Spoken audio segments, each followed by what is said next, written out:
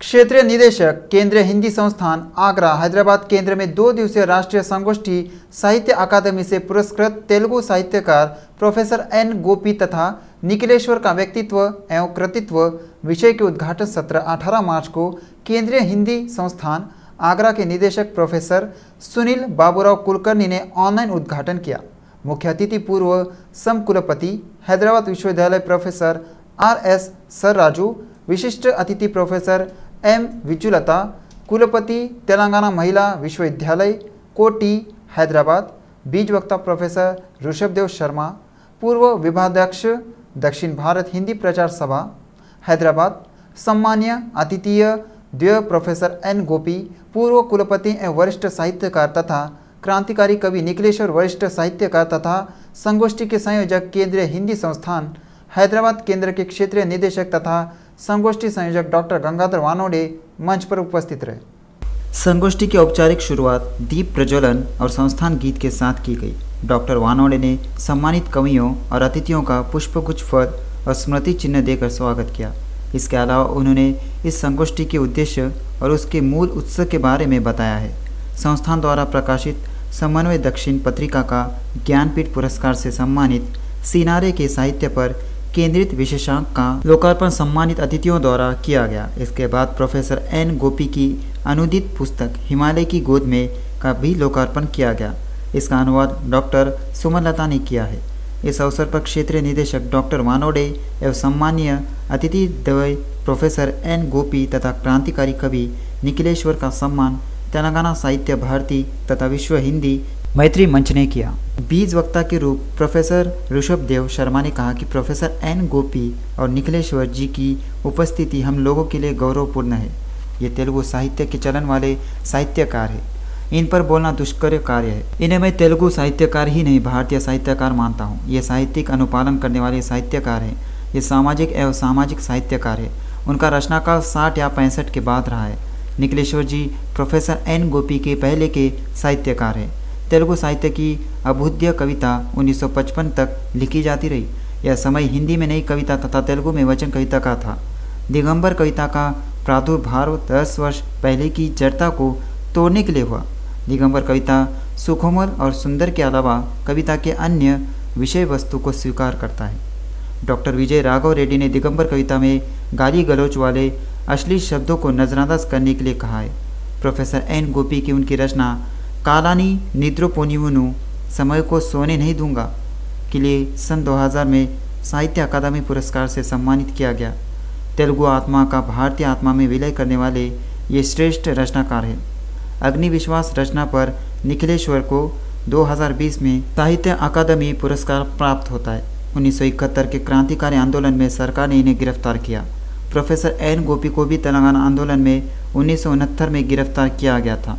इस प्रकार दोनों ही रचनाकार शासन के कोप दृष्टि के भाजन रहे हैं। इन्होंने निखिलेश्वर के सिटी विजन के साक्षात्कार को तुरंत करते हुए बीज व्याख्यान को विस्तृत रूप से प्रस्तुत किया और वक्ताओं को नई चिंतन दृष्टि पर विचार करने के लिए प्रेरणा प्रदान की। मुख्य अतिथि के रूप में प्रोफेसर आर.एस. सराजू ने दोनों साहित्यकारों की उपलब्धियों पर विस्तार से चर्चा करते हुए गुर्जारा अप्पाराव को उद्धृत कर उनके विमर्शों की चर्चा की। प्रोफेसर एन गोपी ने कहा कि मेरा हिंदी से बचपन से लगाव रहा है। मैंने हिंदी सिनेमा देखने के लिए सबसे पहले हिंदी सीखा।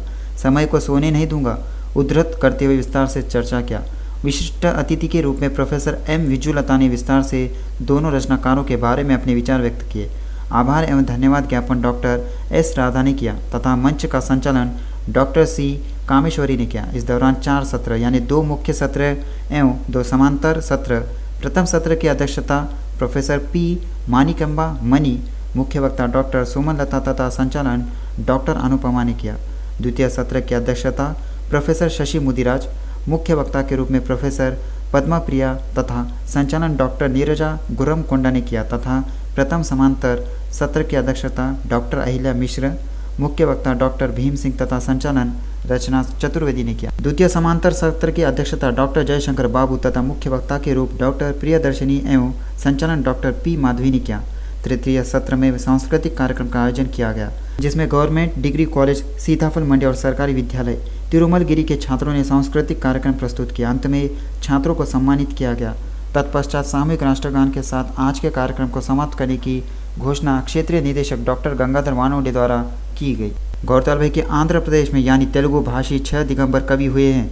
यह क्रांतिकारी कवि है। हालांकि विप्लव रचितैल संघम वीरंस से थोड़ा सा मतभेद है। वीरंस नक्सलवादी आंदोलन का समर्थन करता है, जबकि दिगंबर कवि पीड़ित वर्ग का समर्थक है। दिगंबर कवि और उनके उपनाम इस प्रकार है: मानेपल्ली ऋषिकेशव राव उर्फ नागना मुनि, यादव रेड्डी उर्फ निखिलेश्वर, बद्दम भास्कर रेड्डी उर्फ चेरबंड राजू, कम्मी शेट्टी वेंकटेश्वर राव उर्फ महास्वप्न, वीर राघवाचार्युलु उर्फ ज्वालामुखी, मनमोहन सहाय उर्फ भैरव्या। उनकी कविताएं बहुत गहन यानी तीखी होती है। दिगंबर कवियों ने अपनी कविताओं को पहला खंड 1965 में, दूसरा खंड दिसंबर 1966 में और तीसरा खंड जून 1968 में प्रकाशित किया। दिगंबर कवि आंदोलन 1970 में बंद हो गया। बाद में वे अलग हो गए और 4 विरस में शामिल हो गए और 2 अरंस में शामिल हो गए। 3 दिगंबर कवियों के संग्रह में जो प्राकथन हमने लिखे हैं, फॉरवर्ड जो हम लिखे हैं, स्पष्ट से कहा गया किस तरह इसका जो विकास हुआ है, वैचारिक विकास और दार्शनिक विकास, इस बारे में स्पष्टता। तो ये कहना चाह रहा था मैं कि 1970 के बाद से जब 70 के बीच में क्रांतिकारी लेखक संघ, जैसे जेरसम जिसे कहते हैं, चेतन संगम, तो दिगंबर कवियों का जो आशय जो रहा विद्रोह से लेकर क्रांति तक, तेलुगु बौद्ध मुंशी विप्लव तक, तो एक जो विकास का क्रम जो है ना, विद्रोह से लेकर क्रांति तक, हर क्षेत्र में, हर जगह में, या फ्रेंच रेवोल्यूशन भी हो, रशियन रेवोल्यूशन भी हो, अक्टूबर जो भी है ना, पहले विद्रोह होता है और उसे जनता में और मजदूर वर्ग में, किसान वर्गों में जब असंतुष्ट फैल जाता है तो विद्रोह के रूप में कई आंदोलन होते हैं। ये आंदोलन सारे जब राजनैतिक निर्माण के रूप में जब क्रांति के स्तर पर आता है, वो महान क्रांति। विद्यार्थियों को किन साहित्य से रूबरू करना चाहिए, अवगत करना चाहिए और उनको प्रेरित करना चाहिए कि ये विषय है, इस पर आप शोध परक कार्य करें। और मैं उम्मीद करता हूं कि जिन शोधार्थियों ने आप अपने प्रपत्र यहाँ पर प्रस्तुत किए हैं, वे सारे प्रपत्र जो है हम केंद्रीय हिंदी संस्थान हैदराबाद केंद्र से प्रकाशित यूजीसी केयर सूची में सम्मिलित पीयर रिव्यूड रिपोर्ट जर्नल समय में प्रकाशित पत्रिका में प्रकाशित करेंगे।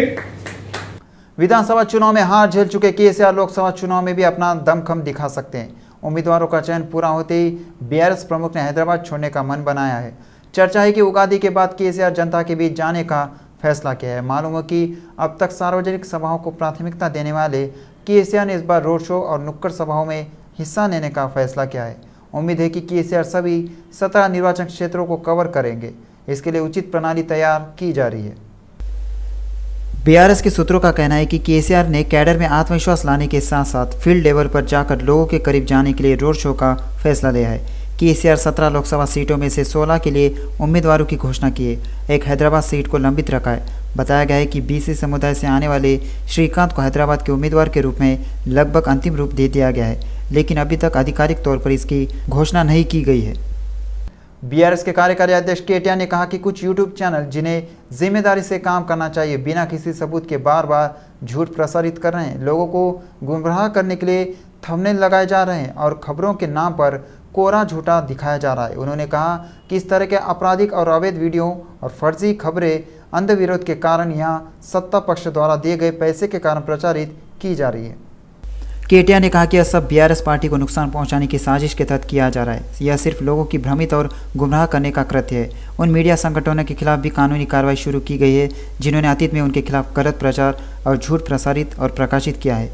उन्होंने कहा कि कुछ यूट्यूब चैनलों की इन दुर्भावपूर्ण और षड्यंत्रकारी कार्रवाई से कानूनी रूप से निपटा जाएगा। उन्होंने यह भी चेतावनी दी कि झूठ का प्रचार करने वाले और खबरों के नाम पर विकृत थंबनेल के साथ प्रचार करने वाले यूट्यूब चैनलों के खिलाफ मानहानि का मामला दर्ज किया जाएगा और आपराधिक कार्रवाई भी की जाएगी। इसके अलावा उन्होंने कहा कि वे उन यूट्यूब चैनलों पर प्रतिबंध लगाने के लिए यूट्यूब में आधिकारिक शिकायत दर्ज करेंगे। उन्होंने फिर भी उनसे अपने तरीके बदलने की अपील करते हुए चेतावनी दी कि साजिशपूर्ण मामला चलाने वाले यूट्यूब चैनलों को कानून के अनुसार उचित सज़ा के लिए तैयार रहना चाहिए।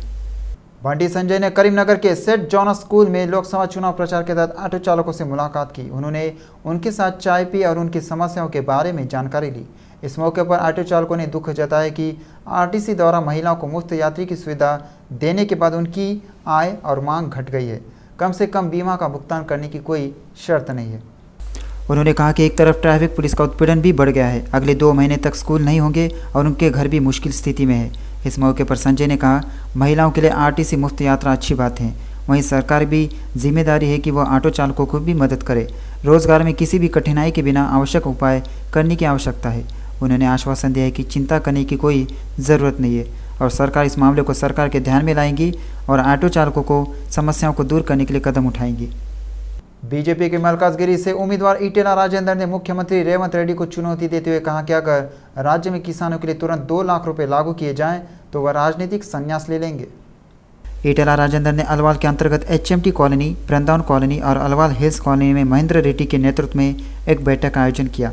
उन्होंने कहा कि BRS पार्टी को मलकाजगिरी संसद चुनाव के लिए जमानत राशि भी नहीं मिलेगी। उन्होंने कहा कि अगर भारत को विश्व में आत्मसम्मान हासिल करना है तो यह सिर्फ मोदी से ही संभव है। बीजेपी के मेदक सांसद प्रत्याशी रघुनंदन राव ने आलोचना करते हुए कहा कि BRS और कांग्रेस शासन में कोई अंतर नहीं है। उन्होंने मेदक जिले के निजामपेट मंडल केंद्र में बूथ अध्यक्षों की एक बैठक में यह बात कही है। उन्होंने BRS सरकार की इस बात के लिए आलोचना की कि 10 साल तक 1 लाख रुपए की कर्ज माफ़ी नहीं की गई और कांग्रेस यह कहना है कि वह 100 दिन में ही यह वादा पूरा करेगी, लेकिन ऐसा नहीं किया गया है। उन्होंने बीजेपी सांसदों से कहा कि अगर वे राज्य के लिए फंड पाना चाहते तो उन्हें जिताएं। रघुनंदन राव ने सवाल किया है कि क्या मेदक में BRS के लिए स्थानीय लोग नहीं मिल रहे हैं। हरीश राव को करीमनगर से लाकर यहां रगड़ा जा रहा है। वे खुद नहीं जानते कि वेंकटरामी रेड्डी किस जिले और किस कस्बे के रहने वाले हैं। उन्होंने कलेक्टर बनकर लोगों को लूटा है, अब वे उसे पैसे को खर्च करके जीतने की कोशिश कर रहे हैं। वह दूसरे को लूटने के अलावा कुछ नहीं जानता है। मुख्यमंत्री रेवंत रेड्डी पर 90 दिनों में 9,000 करोड़ रुपए का कर्ज हो गया है। ऐसी स्थिति में है कि कर्मचारियों को वेतन तभी दिया जाता है जब केंद्र सरकार इसकी मंजूरी देती है। उनका कहना है कि अगर CM MP की 17 सीटें जीतेंगे तो वह दिल्ली जाएंगे और पैसा इकट्ठा करेंगे। आपको यह बताना चाहिए कि यह आपको कहां से मिलता है। अगर आप कांग्रेस को वोट देंगे तो कोई भविष्य नहीं होगा। यदि वही पार्टी तेलंगाना में वोट खो देती है तो यह निजामपेट के तालाब में डूबने जैसा होगा। रघुनंदन राव ने कहा, नरेंद्र मोदी को देश में तीसरी बार प्रधानमंत्री बनाया जाना चाहिए। मलकाजगिरी संसदीय चुनाव के मद्देनजर गड्डी अनाराम डिवीजन के नगर सेविका बद्दम प्रेमा महेश्वर रेड्डी के नेतृत्व में महिला आत्मीय सम्मेलन का आयोजन किया गया। इस कार्यक्रम में मलकाजगिरी संसद से बीजेपी उम्मीदवार ईटेला राजेंद्र और उनकी पत्नी ईटेला जमुना ने हिस्सा लिया। संसदीय चुनाव के मद्देनजर सभी को सैनिक की तरह काम करने का आह्वान किया गया है। वह LB नगर विधानसभा क्षेत्र के सर्वाधिक बहुमत लाने पर प्रधानमंत्री नरेंद्र मोदी को उपहार के रूप में देना चाहते हैं। उन्होंने प्रधानमंत्री नरेंद्र मोदी के लिए मलकाजगिरी MP सीट जिताने की लोगों से अपील की है। ईटेला जमुना ने कहा कि महिलाओं को 33% आरक्षण देने का श्रेय भाजपा सरकार को जाता है। उन्होंने कहा कि केंद्र में भाजपा के सत्ता में आने से ही देश समृद्ध होगा और सभी वर्ग के लोगों के साथ न्याय होगा। MLC कविता शराब मामले का संसदीय चुनाव पर कोई असर नहीं पड़ेगा। यह बात BRS करीमनगर के उम्मीदवार बोइनापल्ली विनोद कुमार ने कही। उन्होंने आरोप लगाया कि केंद्र की बीजेपी शराब मामले को राजनीतिक साजिश के तहत इस्तेमाल कर रही है। चुनाव के दौरान गिरफ्तारियां अच्छी नहीं है। उन्होंने मोदी सरकार की आलोचना करते हुए कहा कि वे मुकदमे दर्ज कर राजनीतिक तौर पर दबाने की कोशिश कर रहे हैं। विनोद कुमार ने कहा कि केजरीवाल को केवल जांच के लिए गिरफ्तार किया गया। यह सच है कि मेडीगढ़ परियोजना के पिलर धंस गए हैं, लेकिन उन्होंने अपनी आधीरता व्यक्त की है कि LNT के लिए यह कहना गलत है कि उन्होंने वही किया जो KCR ने कहा था। उन्होंने कहा कि KCR कोई इंजीनियर नहीं है, नहीं तो प्रोएक्टिव हो जाते। उन्होंने कहा कि अगर लोग सोचते हैं कि फ़ोन टैपिंग मामले में पिछली BRS सरकार की गलती थी तो लोग इसे बर्दाश्त नहीं करेंगे। उन्हें पूरी तरह खारिज नहीं किया जा सकता क्योंकि वे गलत नहीं है। उन्होंने याद दिलाया कि विधानसभा चुनाव में 39 सीटों पर कब्जा हो चुका है और लोकसभा चुनाव में BRS जरूर जीतेगी। फ़ोन टैपिंग मामले में एक और अहम घटनाक्रम हुआ है। नामपल्ली अदालत ने पूर्व SIB DSP प्रणीत राव, अतिरिक्त SP भुजंगा राव और तिरुपतना को 14 दिनों की रिमांड पर भेज दिया। इससे पहले दोनों का गांधी अस्पताल में मेडिकल परीक्षण कराया गया और कोर्ट में पेश किया गया। इसी क्रम में कोर्ट ने उन्हें 14 दिन की रिमांड पर भेज दिया। इसके साथ ही पंजागुड़ा पुलिस ने उन्हें चंचलगुड़ा जेल में स्थानांतरित कर दिया। इस बीच पुलिस ने शनिवार आधी रात को फ़ोन टैपिंग मामले में 2 अतिरिक्त SP भुजंगा राव और तिरुपतना को गिरफ्तार कर लिया। इस मामले में पूर्व SIB chief Prabhakar Rao, Hyderabad task force के पूर्व DCP राधा किशन राव और मीडिया प्रमुख की संलिप्तता पहले ही पाई जा चुकी है। जैसे ही यह पता चला है कि ये तीनों पहले ही देश पार कर चुके हैं, एक लुकआउट सर्कुलर जारी किया गया था। एसआईटी टीम का मानना है कि पिछली सरकार में अहम भूमिका निभाने वाले कुछ नेताओं की वजह से फ़ोन टैपिंग हुई। राज्यसभा सांसद और बीसी वेलफेयर एसोसिएशन के राष्ट्रीय अध्यक्ष आर कृष्णा ने मांग की कि विभिन्न सरकारी विभागों में कार्यरत अनुबंध और आउटसोर्सिंग कर्मचारियों को स्थायी किया जाना चाहिए। हैदराबाद के विद्यानगर में बीसी भवन में बीसी यूथ एसोसिएशन के राज्य अध्यक्ष नीला वेंकटेश की अध्यक्षता में अनुबंध आउटसोर्सिंग कर्मचारियों द्वारा आयोजित विरोध प्रदर्शन में कृष्णा ने भाग लिया। विश्वविद्यालय, शिक्षा, चिकित्सा और स्वास्थ्य विभाग में लगभग 1,50,000 संविदा आउटसोर्सिंग कर्मचारी पिछले 15 वर्षों से काम कर रहे हैं और इन सभी की शैक्षणिक योग्यता और कौशल नियमित कर्मचारियों के समान है, लेकिन वे अल्प वेतन पर काम कर रहे हैं। उन्होंने कहा कि एजेंसियां मजदूरों का शोषण कर रही है। उन्होंने आलोचना की कि राज्य में कांग्रेस सरकार आते ही उन्हें नौकरी की सुरक्षा देने का वादा किया था, लेकिन उस दिशा में कोई कार्रवाई नहीं की गई। कृष्णा ने मांग की कि सुप्रीम कोर्ट के आदेशानुसार समान कार्य के लिए समान वेतन के साथ उन्हें नियमित किया जाए। అవుట్సోర్సింగ్ కాంట్రాక్ట్ పద్ధతిలో సమాన పనికి సమాన వేతనం వెంటనే ఇవ్వాలి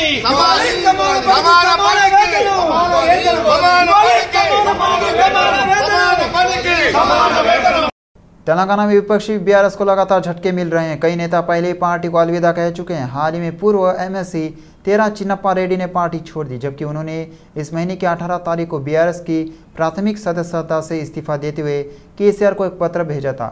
चिन्नप्पा रेड्डी ने इसे कल शाम मीडिया में जारी किया। गौरतलब है कि नलगोंडा लोकसभा सीट के लिए कंचला कृष्णा रेड्डी के नाम की घोषणा के बाद उन्होंने अपने इस्तीफे का खुलासा किया था। चिन्नप्पा रेड्डी को बीजेपी से न्योता मिल रहा है। हुजूर नगर के पूर्व विधायक और बीआरएस नेता सईदी रेड्डी को बीजेपी ने पार्टी में शामिल कर लिया है और उन्हें नलगोंडा सांसद की सीट से मैदान में उतार रही है। ऐसा लगता है कि भाजपा नेतृत्व एक सीट चिन्नप्पा रेड्डी और दूसरी सीट सईदी रेड्डी को आवंटित करने की योजना बना रहा है, क्योंकि बीजेपी पार्टी के नेता उनकी उम्मीदवारी का विरोध कर रहे हैं।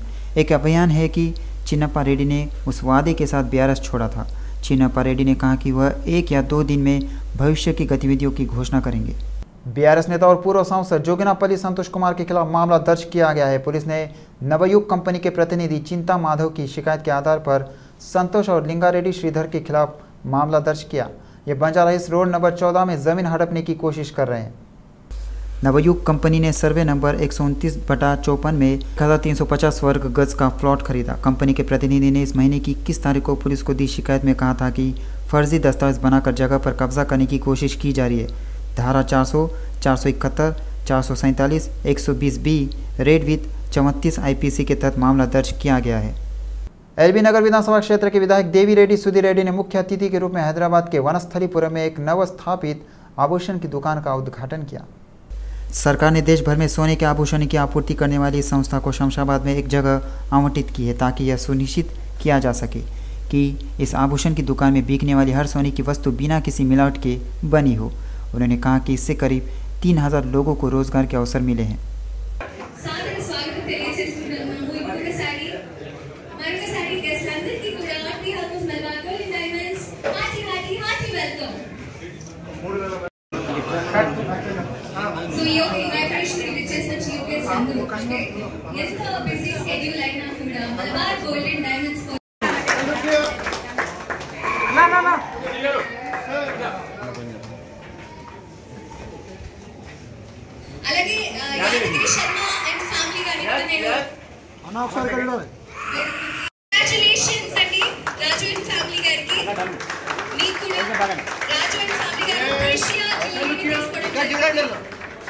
मंसूराबाद डिवीजन में नवनिर्वाचित चंद्रपुरी कॉलोनी वेलफेयर एसोसिएशन के सदस्यों श्री राम नगर कॉलोनी नगर सेवक कार्यालय जीएचएमसी के डिप्टी फ्लोर लीडर नगर सेवक कोपुला नरसिम्हा रेड्डी को शॉल देकर सम्मानित किया गया।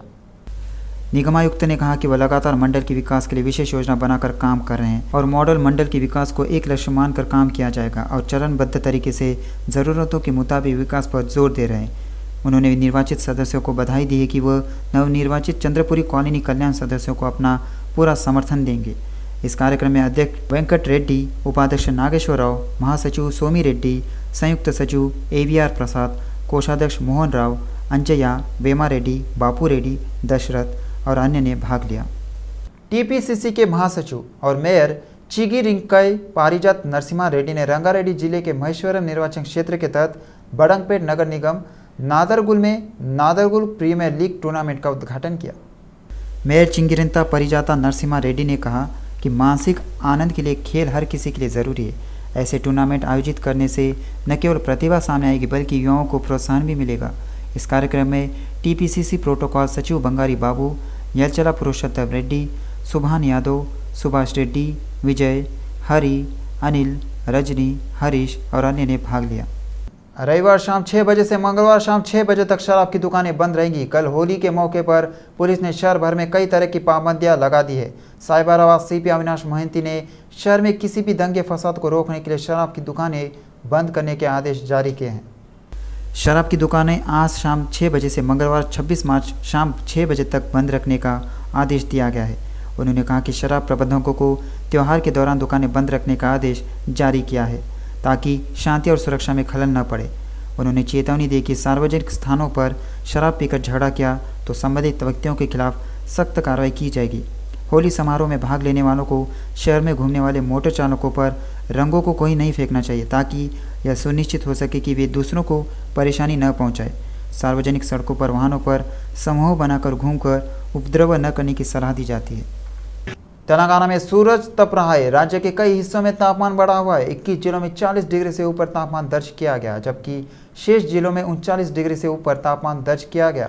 सबसे अधिक तापमान नलगोंडा जिले के बुग्गा बवीगुड़ा और निर्मल जिलों में 41 डिग्री दर्ज किया गया। भारतीय मौसम विभाग ने खुलासा किया है कि अगले 5 दिनों तक राज्य में तेज धूप रहने की संभावना है। इस क्रम में लोगों को सावधानी बरतने की सलाह दी गई है। अगले 5 दिनों में तापमान में 2 से 3 डिग्री की बढ़ोतरी होने की संभावना है। उन्होंने कहा कि धूप को लेकर सभी जिलों को पहले ही येलो अलर्ट जारी कर दिया गया है। उन्होंने कहा कि हैदराबाद में भी अगले 5 दिनों तक सूरज का असर गंभीर रहेगा, लेकिन मौसम विभाग के मुताबिक सुबह में कोहरा और बर्फबारी की स्थिति रहेगी। क्लाइमेट सेंटर ने हाल ही में खुलासा किया है कि होली के लिए गर्मी के रुझान के नाम पर अप्रैल में तापमान बढ़ने का खतरा है।